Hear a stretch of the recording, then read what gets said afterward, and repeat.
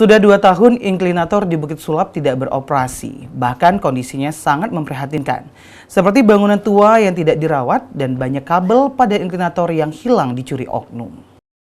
Inklinator atau kereta miring di objek wisata Bukit Sulap, Kota Lubuk Linggau, sudah 2 tahun tidak beroperasi. Sampai saat ini belum diketahui apa penyebab inklinator tersebut tidak berfungsi.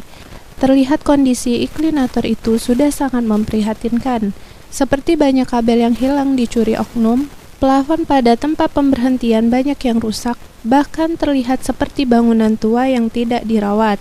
Selain itu, pedagang di wisata Bukit Sulap, Yuli, mengatakan saat ini jumlah pengunjung di Bukit Sulap sudah sangat sepi dan ada juga beberapa wisatawan yang datang dari Palembang menanyakan bahwa dirinya ingin mencoba inklinator.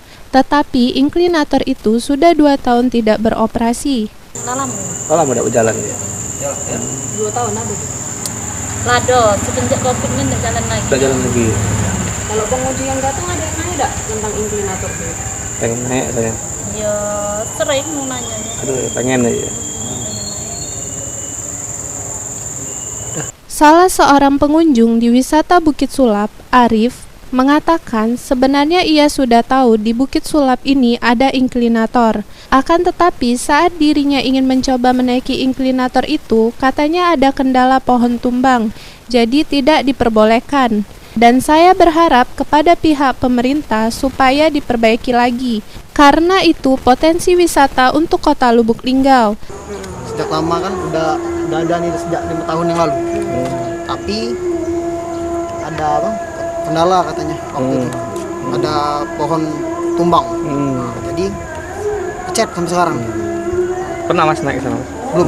Belum pernah. Jadi selama diresmikan belum pernah? Belum. Pengennya gitu Mas?